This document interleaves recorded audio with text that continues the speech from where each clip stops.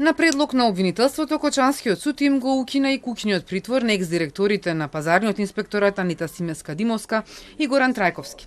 Само неколку дена откако обвинителството предложи да му биде сменет ефективниот притвор со куќен, следуваше и предлог за мерки за предпазливост за него и за неговата претходничка. Замената на мерките е побарана врз основа на проценка на законските основи за обезбедување и фазата на проверки во однос на оваа институција. Вакви мерки добил и еден од осомничените поврзани со дискотеката, кој досега бил на болничко лекување.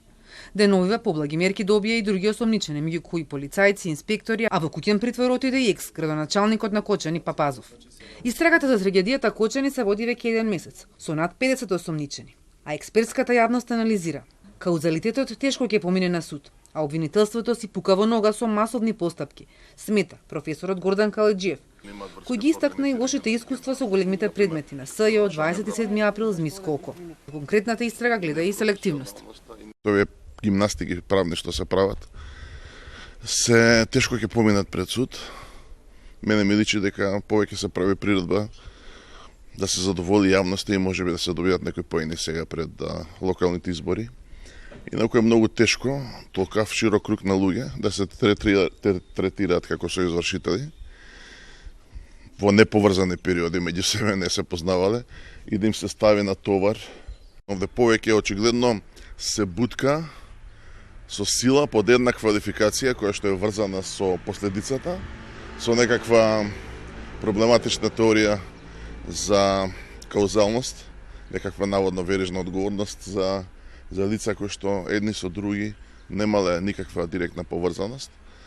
И малку е лаички пристапот во смисла еве сега ќе покажеме дека сме сериозна држава и од денеска нема лабаво. Тоа не е така, правото бара конкретни услови за одговорност. Конкретна одговорност смета дека има и кај полицијата. Една од појасните одговорности е кај МВР, дали врзано со безбедноста, со бројот, со пиротехничките средства.